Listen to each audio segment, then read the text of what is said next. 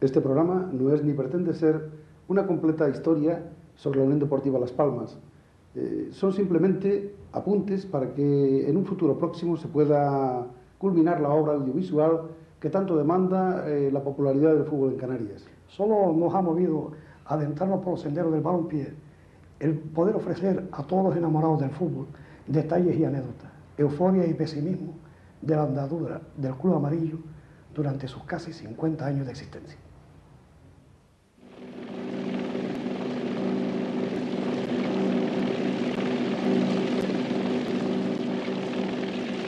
Cuando los ingleses se asentaron en Canarias, atraídos por la privilegiada situación del archipiélago y sus posibilidades comerciales, trajeron consigo sus costumbres y tradiciones, y entre ellas el fútbol, que se difundió rápidamente después de su primera reglamentación, en 1863.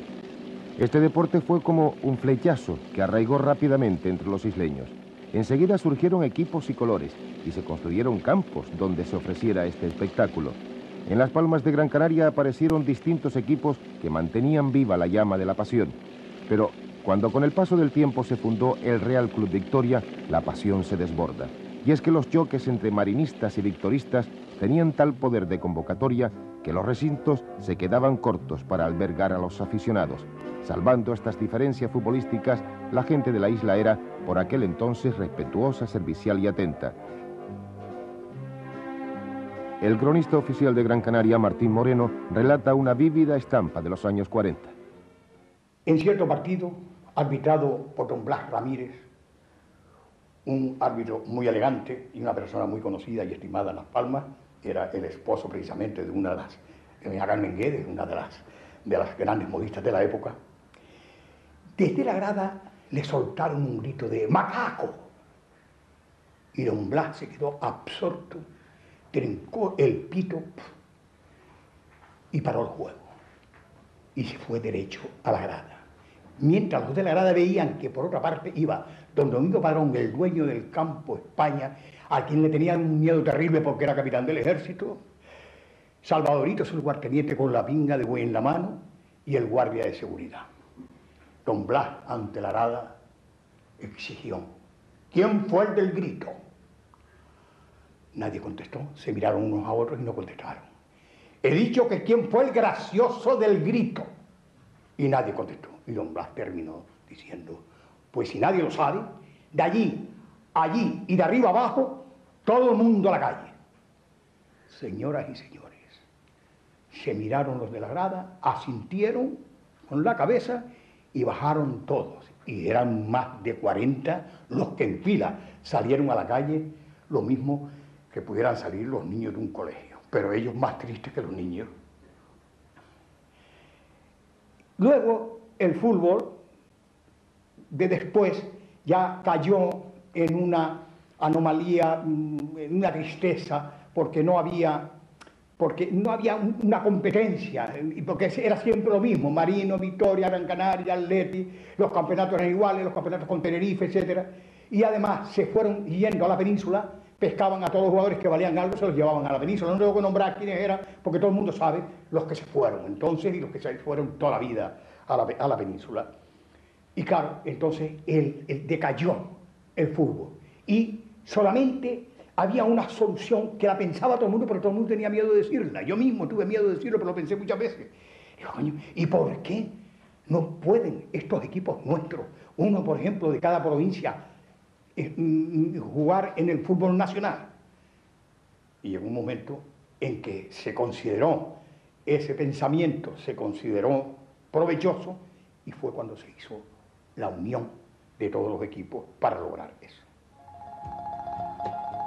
Efectivamente, los clubes peninsulares habían encontrado en las islas una mina de excelentes jugadores a precios de saldo para abastecer las necesidades que demandaban aficiones y equipos como el Atlético de Madrid, Real Madrid, Barcelona, Español, Gijón y un largo etcétera.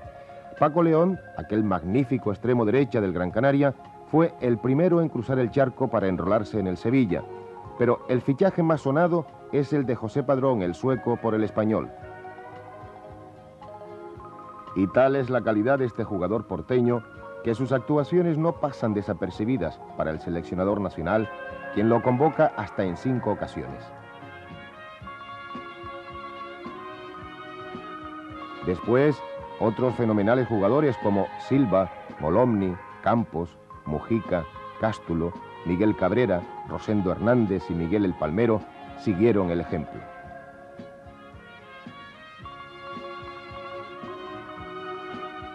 El antiguo Campo España, donde se celebraron importantísimos encuentros, fue transformado en canódromo y siguió utilizándose también para la práctica de la lucha canaria.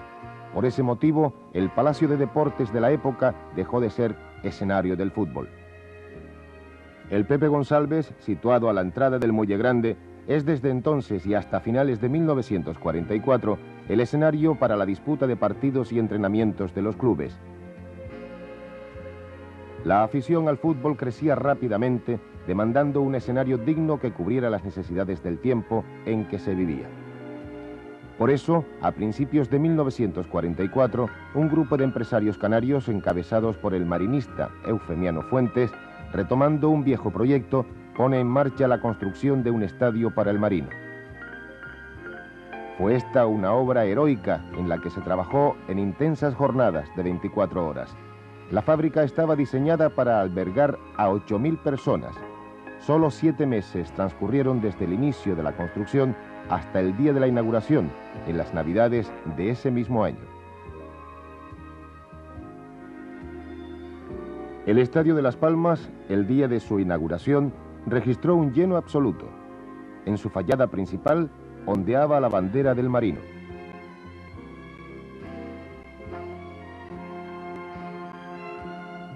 Y en el encuentro inaugural, entre las selecciones del Puerto y de Las Palmas, Polo marcó el primer gol en aquel campo de tierra.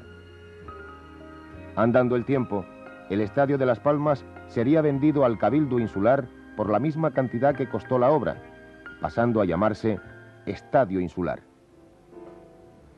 Pero el éxodo de jugadores, el despoblamiento de los graderíos, el decaimiento del espectáculo y sobre todo las penurias económicas reforzaron la idea de crear un equipo único capaz de participar en las competiciones nacionales, evitando así la emigración de nuestros jugadores a la península. Don José Jiménez Sánchez, ponente de la histórica fusión, describe los hechos tras un encuentro con don Manuel Rodríguez Monroy.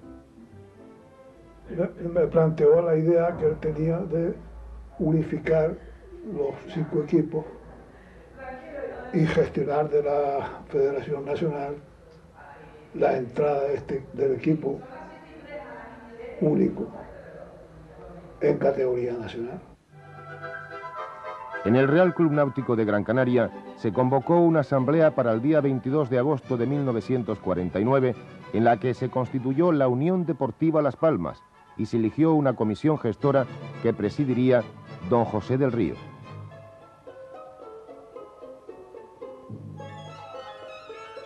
La fusión se llevó a efecto en 2 partes. Aunque todos los equipos estaban fusionados, oficialmente figuraba Marino, Gran Canaria, Arenas y Atlético como uno solo, con el nombre de Unión Deportiva Las Palmas, porque el Gran Canaria cambió de nombre y se llamaba Unión Deportiva Las Palmas. A él se unía la Arena y el Atlético. Y jugaba, esta era la primera fase de la fusión. Y la segunda fase era jugar, porque para intervenir en la competición de ascenso a segunda, había que jugar un campeonato local y sacar el campeón. Por eso dejábamos fuera Marino y Victoria para jugar el campeonato con la Unión Deportiva Las Palmas. Al primero que le cupo el honor de convertirse en jugador de la recién creada Unión Deportiva Las Palmas fue a Macías. Él nos lo cuenta.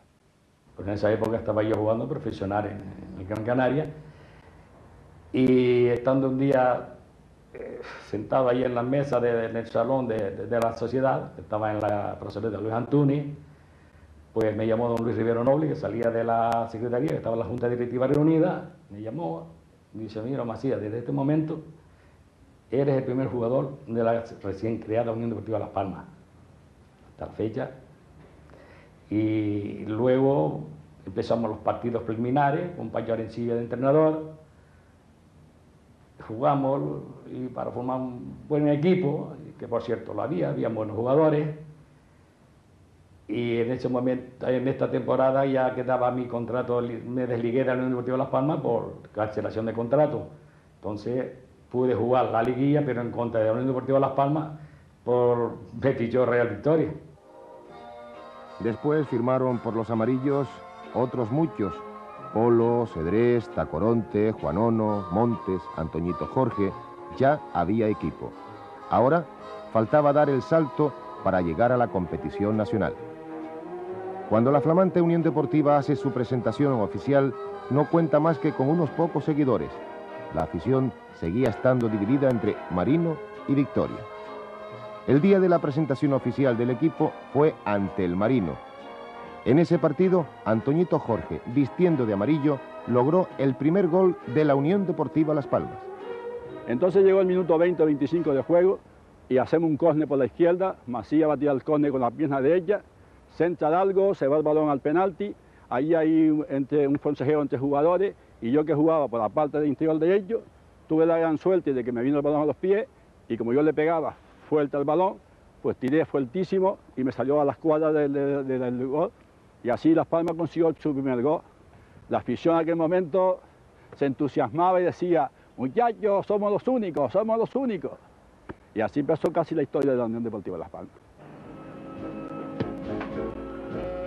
A comienzos de 1950, el San Lorenzo de Almagro, flamante campeón de Argentina, había hecho una gira por Europa arrasando en todos los encuentros.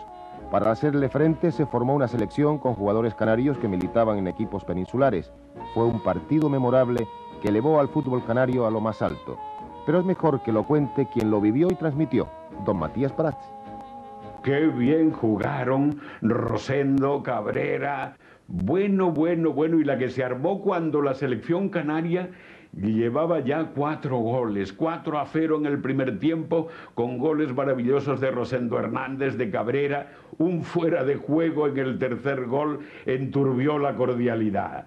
Los argentinos se sublevaron, y con razón, porque fue un fallo arbitral clarísimo, pero luego acortaron distancias, quedando el resultado en 4-1 y en 4-2 definitivamente.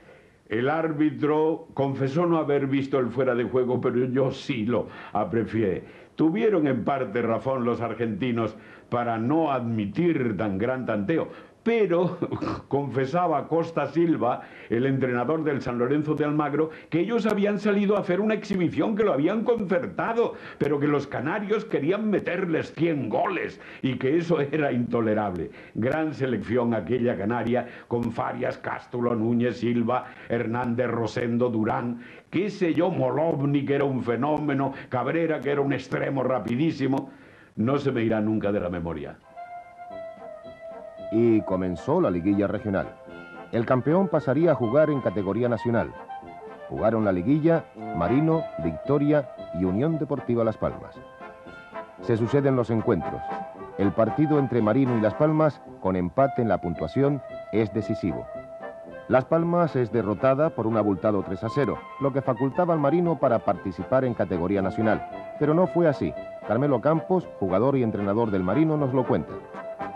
Entonces yo de acuerdo, porque se había marchado ya toda la dirección, Jimeno Fuente, don Simón Doreste y toda la gente que había. Se quedó nada más que Ulpiano Serna, Paco Díaz y Paco Moreno, 3 amigos.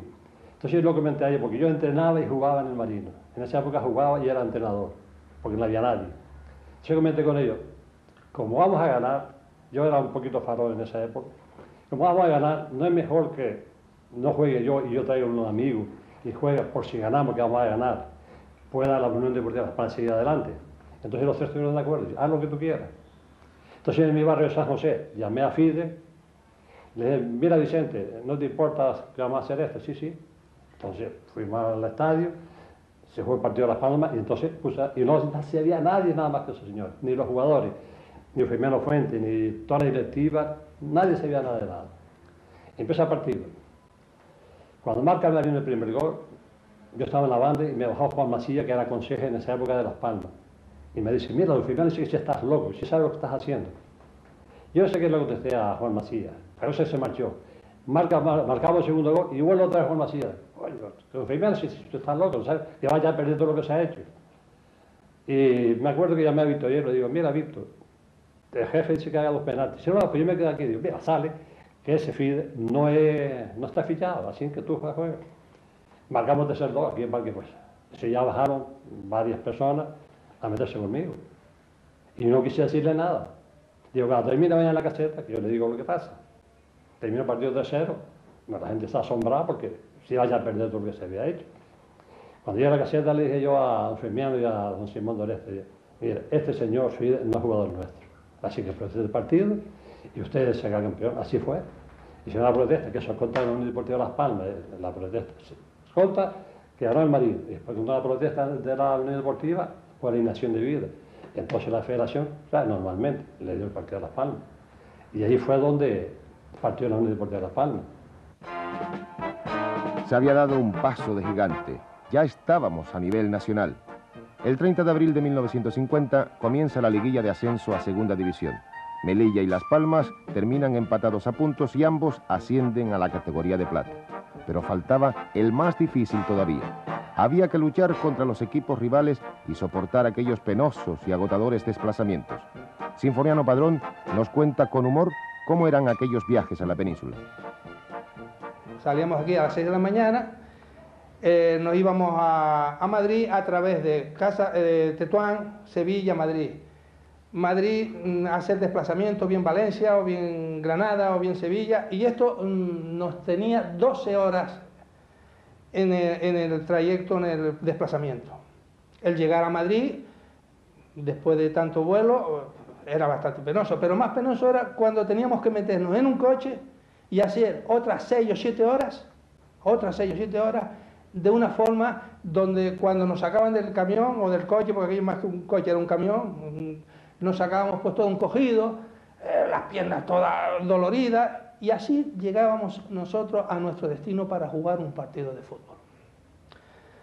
Luego, pues para ir a Murcia, por ejemplo, pues llegamos a Murcia, nos íbamos al campo un poco antes de lo normal, y cuando llegamos allí, esto como anécdota lo estoy diciendo, nos encontramos con mucha gente, y nos sorprendió que a aquella hora tan pronto y tan temprana hubiera tanta gente recibiéndonos.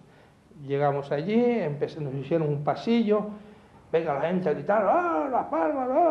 Y cuando ya llegábamos casi a las puertas del estadio, parece como aquello fue un silencio que se hizo, y oímos que decía, oye, pero mira, pero si son blancos. Claro, pues nosotros aquello lo teníamos que aguantar como si fuéramos de África. Al fin y al cabo, situados estamos en África, aunque seamos españoles.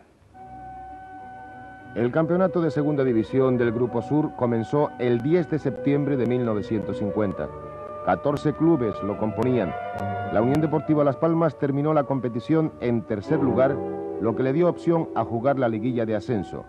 La Unión Deportiva Las Palmas y el Málaga, cuando faltaba el último encuentro por disputar, tenían el mismo número de victorias, aunque el Málaga contaba con un punto más por empate. Por eso, a la Unión Deportiva solo le servía la victoria. El documento excepcional de aquel histórico encuentro, cedido por don José Aguilar y captado por David J. Nieves, nos permite revivir el momento. El encuentro de los equipos Unión Deportiva Las Palmas y Málaga, último de la Liga de Ascenso a Primera División, constituyó una de las jornadas más emotivas que registra el fútbol canario.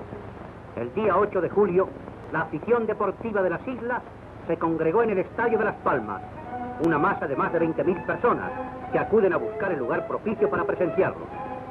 Las escenas presentadas dan una clara idea del maravilloso aspecto del estadio. Culmina con la aparición de la popular Peña Rambla, de la hermana isla de Tenerife, dirigida por el gran animador Zupo, que en parte fue uno de los artífices de la victoria. A las 10 de la mañana, el estadio presentaba este aspecto, y ved el contraste que ofrece horas después. Todos los canarios confían en el triunfo de sus 11 elementos.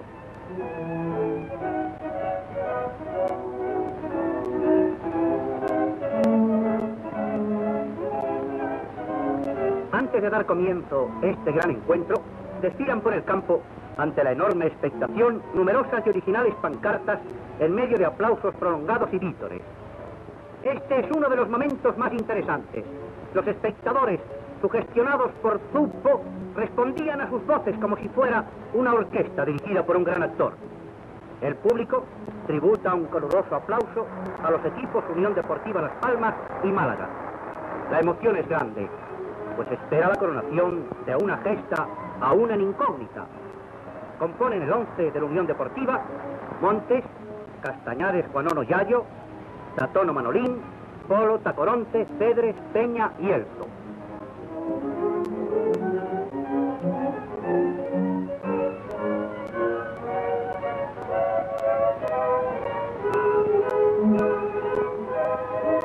Los planos captados por la cámara presentan aspectos varios del partido, pleno de emoción y de decisión, de voluntad de triunfo y de caballerosidad. Los canarios imponen su dominio.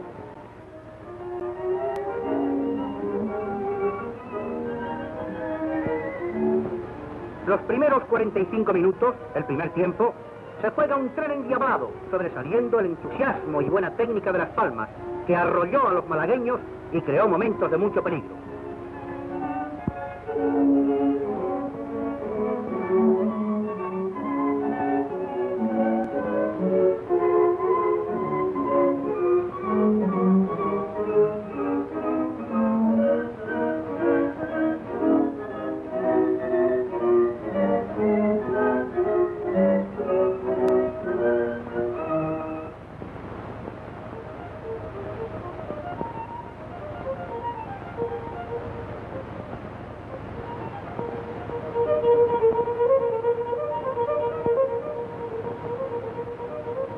Al minuto de iniciada la segunda parte, Peña, de manera fulminante, coloca en la red el primer gol que inicia la victoria. He aquí este momento emocionante captado por el objetivo. El público entusiasmado emplea toda clase de medios para mostrar su alborozo y su júbilo.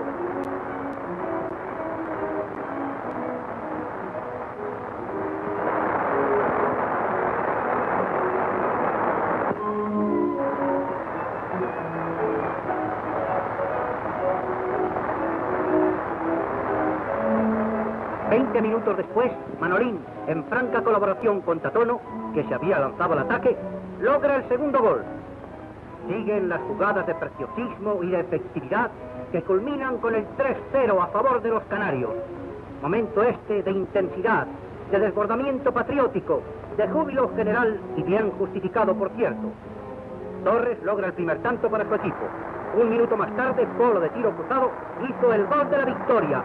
Triunfo por el que la Unión Deportiva Las Palmas entra en la división de honor, con el honor, además, de ser campeón de la liguilla.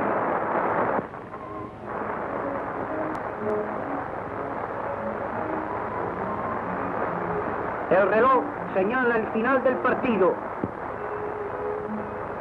Zamora, sollozando, saluda a los triunfadores, y Valle, lleno de alegría, abraza sus 11 elementos que, para orgullo de Gran Canaria y de todo el archipiélago, labraron los goles de la victoria y triunfaron tan merecidamente.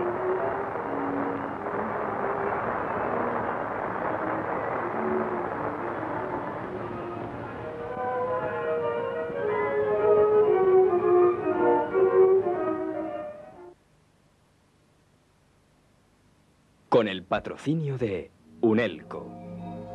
Por Canarias con energía.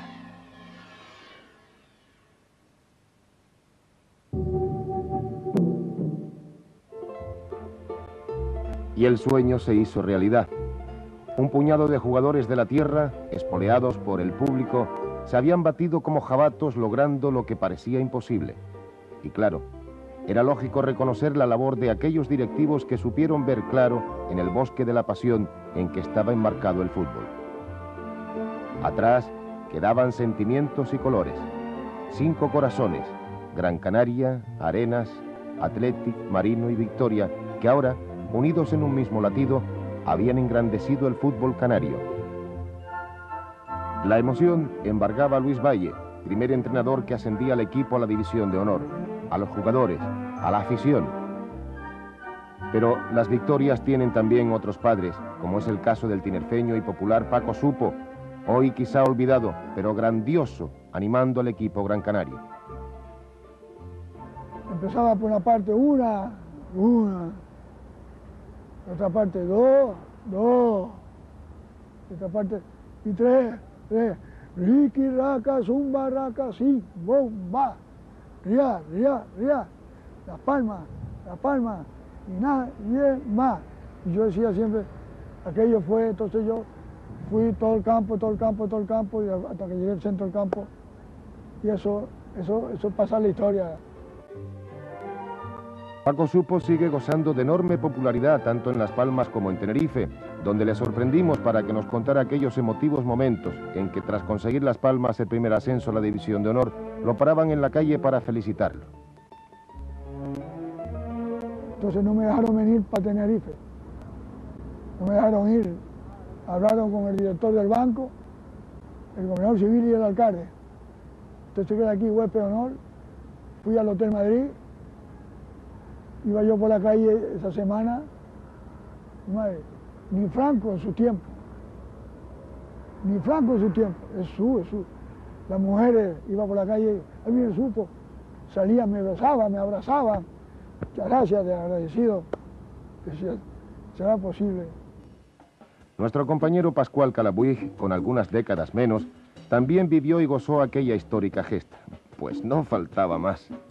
Qué grandioso fenómeno constituía ese de ver cómo un equipo surgido prácticamente de la nada subía como un meteoro hacia lo más alto del fútbol nacional. Era un fenómeno y al mismo tiempo un notable orgullo para todo un pueblo, porque aficionados o no al fútbol, seguir a un equipo y ver cómo realiza gestas de esa naturaleza debe enorgullecer, repito, siendo o no siendo aficionados al fútbol. Ya no era preciso esperar al nodo del cine para oír a Matías Prats o contemplar las figuras del fútbol nacional. El ascenso convirtió al Estadio Insular y a la ciudad de Las Palmas en un desfile por donde tuvieron que pasar todas esas figuras. Se les hizo venir por los méritos de un equipo que había conquistado la gloria, pero enseguida se produjo el descalabro de resultados y con ellos el descenso. La inexperiencia pasó factura e hizo que el equipo no llegara a consolidarse en Primera División. Pero Las Palmas estaba dispuesta a escribir con mayúsculas su breve historia. Llegaba a la isla el famoso conjunto Los Millonarios de Bogotá para enfrentarse a los amarillos. La memoria de Antonio Lemus nos permite revivir aquellos momentos. Aquella visita de Millonarios de Bogotá a Las Palmas de Gran Canaria tuvo bastantes dificultades de realizarse porque ellos habían venido esencialmente a asistir a las bodas de oro del Real Madrid. Fueron unas gestiones muy importantes las que realizó Luis Valle y posteriormente se logró que actuaran en el Estadio Insular dentro de su gira europea. Fue un gran acontecimiento sin duda, del llamado Ballet Azul, ese era el nombre que tenían, y por supuesto la grandeza enorme de Alfredo Di Stéfano, que ya nos había sorprendido la víspera en un entrenamiento que habían realizado en el Estadio Insular, sin olvidar a Pedernera, que era un poco mayor de edad que ellos, que el resto de la plantilla, pero un gran jugador también, Báez, Coxi y Pipo Rossi. Las Palmas, la verdad, ante aquel cuadro maravilloso de juego, ganó 3-2, aunque el resultado no fuera justo, y en el último momento el gol de Padrón que decidió el partido. Y curiosamente asistimos al hecho de que tanto Di Stéfano como Pipo Rossi los vimos como entrenadores del Elche en el Estadio Insular. 2 largas temporadas estuvo la Unión Deportiva en Segunda División. En 1954, con Satur Greg de entrenador, se volvía a Primera y allí se mantuvo el equipo durante 4 años. Juan Ono, célebre y pundonoroso jugador amarillo, tiene en su haber el logro de 2 ascensos a Primera División. Tuvimos la cosa grande de subir de Primera Regional a Primera División. Después lloramos porque descendimos enseguida, pero tuvimos también la valentía luego, porque la veteranía es un grado, de subir por segunda vez y aguantarnos una cantidad de años inolvidables. La verdad es que se pasaban muchas agonías. Regresaron Rafael Mujica, Miguel Cabrera y otras figuras, y aunque el público exigía mayor espectáculo y una clasificación más desahogada, pasaron varias temporadas sin que los amarillos obtuvieran grandes logros.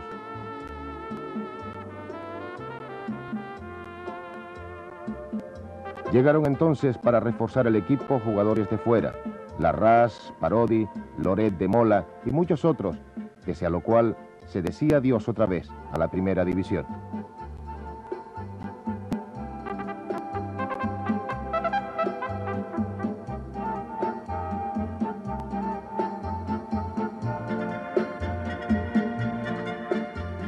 ¿Dónde estaba el mal? Se pregunta la gente, sigue preguntándoselo ahora y ya se preguntaba entonces. ¿Jugadores canarios solamente?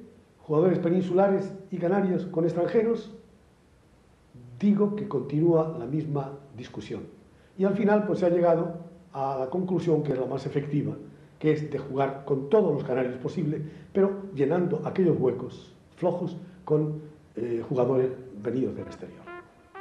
Con Benavente no llegó el deseado ascenso, pero se empezaron a escribir las páginas gloriosas de la Unión Deportiva porque fue él precisamente quien hizo debutar a Guedes el 23 de abril de 1961. La técnica la diferenciamos un poco, tal vez por el clima, por la cosa que nosotros nos asemejamos un poco a los sudamericanos. El jugador canario parece lento, le llaman el aplatanado, pero en los momentos cruciales del partido suele ser rápido también, en los últimos metros.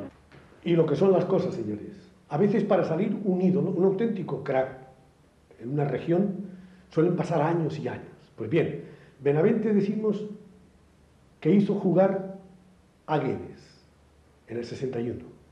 En el 62, Paco Campos hizo debutar a Tonón. En un año, dos figuras que han sentado historia, que siguen siendo recordados con gran cariño, admiración por todos quienes conocen fútbol. Tecnicismo. O sea, que parecía establecerse como una raya aventurosa para el equipo amarillo. Tonono debutaba en la Condomina, en Murcia, precisamente en el mismo campo que 41 días después iba a servir para que Canarias entera, y especialmente Las Palmas de Gran Canaria, vibrara de emoción con la consecución del primer título nacional de fútbol conquistado por los juveniles amarillos que vencieron por 5-3 a la selección de Castilla. Un acontecimiento que movilizó como nunca a la afición amarilla. Comenzaba un ciclo brillante.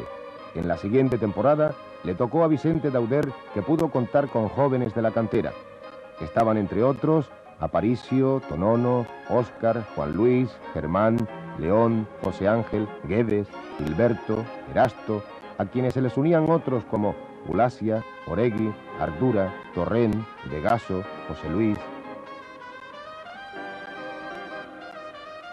Con ellos, vale recordarlo, se consiguió el nuevo ascenso y el pibito Germán, después maestro, él solito se marcó en esta temporada 12 goles. Siguió Molomni en el equipo, aumentando su racha aventurosa ante el Barcelona, a quien venció por 4-1 en el Estadio Insular, con goleadas de los dos Gilbertos y Germán.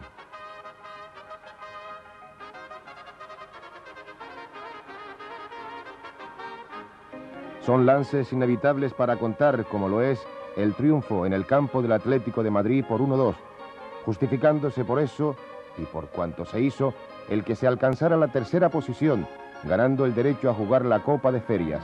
Un triunfo, aunque nos eliminara el Hertha de Berlín. Los viejos aficionados recuerdan esa como la más brillante época del club amarillo, y con razón, más aún si esas 2 temporadas y media de Molomni en el club tiene también el segundo puesto en pugna directa con el Madrid. Poco faltó para que no se produjera un hundimiento en la siguiente, que fue amarga temporada. Tuvo que cesar Rosendo, llegó Héctor Rial y falleció Juan Guedes el 10 de abril de 1971. A pocos equipos se le ha presentado un momento de dolores tan grande como el hecho de perder jugadores que fueron esenciales en su fila, en plena juventud, con total vigor y sin competiciones en marcha. Me refiero concretamente al caso de Juanito Guedes, que hemos conmemorado recientemente los 25 años de su triste fallecimiento. Era un jugador sensacional por todo sentido y se nos fue en plena juventud. Pero no hay que olvidar que en el año 50 Perdíamos a Antonio Vega, también en circunstancias muy penosas, y era titular en el equipo. Y tenemos por último a Tonono, que en una semana escasa, después de haberle visto jugar en Málaga su último partido de Copa, nos dejaba para siempre. Estos han sido circunstancias muy dolorosas en la vida del club, que sin embargo supo superarlas en el terreno deportivo, que no cabía otro remedio. Las 4 temporadas de Sinibaldi fueron de estabilidad en las alineaciones y entrega en el juego disciplinado. Así se hizo participar al equipo en la UEFA, eliminando al Torino, a quien en la isla intoxicaron, sí, pero a goles en el Insular, superando el 3-0 de Italia. Se jugaron otras 2 eliminatorias, apartando al Slovan de Bratislava y siendo eliminados por Twente Stende, pero se sucedían las llamadas de nuestros hombres a la selección nacional. Las Palmas ya se había ganado un puesto de respeto en el mundo del fútbol español e internacional y lo reforzaba grandemente porque en la difícil función de elegir jugadores del exterior se acertó de pleno con la llegada de Carnevali, de Wolf y de Morete y Brindisi más adelante. Miguel Muñoz mantuvo al equipo en una posición discreta de la tabla clasificatoria. En la UEFA heredada eliminó al Sloboda de Tuzla y en la Copa del Rey tentó nada menos que el título de campeón cuando se enfrentó en Madrid al potente Barcelona de Cruyff. La afición tiene presente esta hazaña y recuerda su invasión de Madrid. Se perdió aquella final, pero se quedó para siempre como timbre de gloria.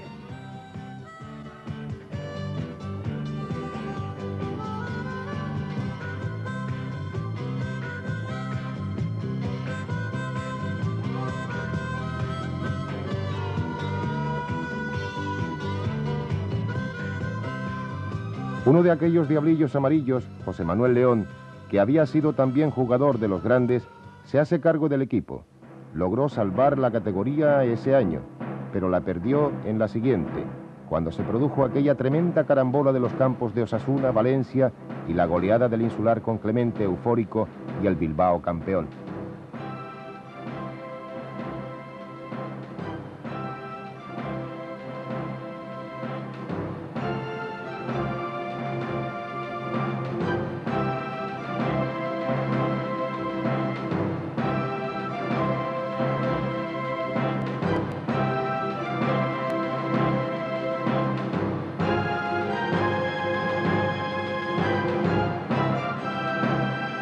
Asumí la responsabilidad de la dirección de los programas deportivos en Televisión Española ya por 1984. Y en aquel momento la Unión Deportiva estaba en segunda división. Era dirigida por Roque Olsen. Me volvió a impactar el entorno. Vi una afición entendida, madura, experta. No en vano había tenido 2 décadas maravillosas para acumular múltiples sensaciones y también toda la generosidad de esos conocimientos. Y por tanto vi también una afición particularmente crítica. Yo recuerdo que la Unión Deportiva Las Palmas batía récord de puntos y positivos en segunda. Iba disparada a primera división. Y sin embargo el equipo, según un sector de la afición, no hacía buen fútbol. Y recuerdo que aquellos esquemas eran contestados por una parte de la afición. La fortuna trajo de nuevo a Roque Olsen, olvidando los viejos tiquismiquis de un sistema precautorio pero efectivo, y si un día en el pasado le hicieron dejar el equipo en el 4º puesto sin renovarle, ahora volvía para recogerlo en segunda y llevarlo a primera en una fulgurante temporada. Este es el ambiente que se vive en el aeropuerto de Las Palmas, Gando, donde cientos de aficionados se han dado cita para dar la bienvenida a los protagonistas de este nuevo ascenso, de este reencuentro con la Primera División Nacional de Fútbol.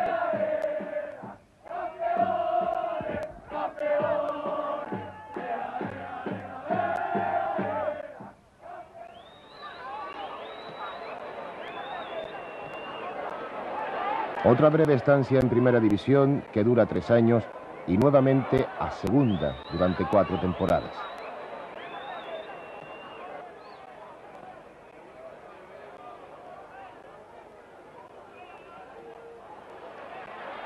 Y en el 92, lo impensable. Descenso a la Segunda División B y su transformación en sociedad anónima deportiva con un capital de 658 millones de pesetas.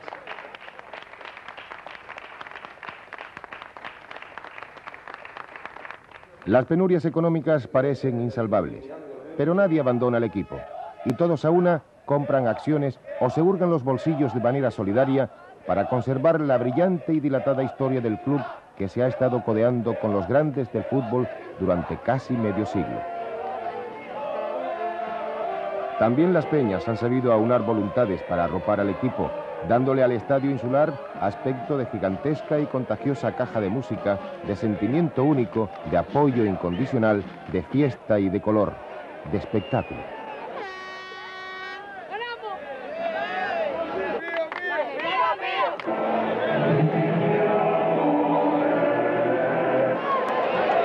El último escollo de la presente temporada, la liguilla de ascenso, se ha salvado holgadamente. La afición, ahora más que nunca, se ha mostrado arrolladora, ha desbordado el aforo del Estadio Insular y durante los últimos partidos llevó al equipo en volandas hacia la victoria. Los riqui-racas suenan constantes y toda la afición los corea celebrando nuevamente el ascenso.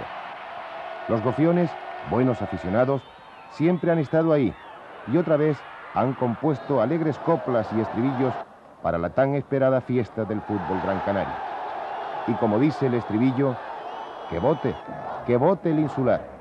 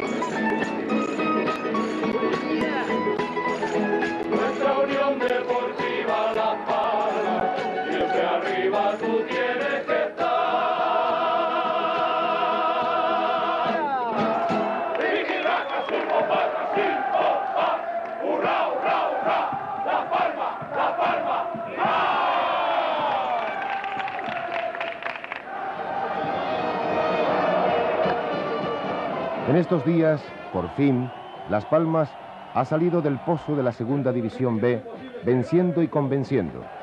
Ha sido una enorme explosión de júbilo. Se ha colapsado la ciudad y en las tertulias no se habla de otra cosa. La pasión ha vuelto nuevamente a desbordarse.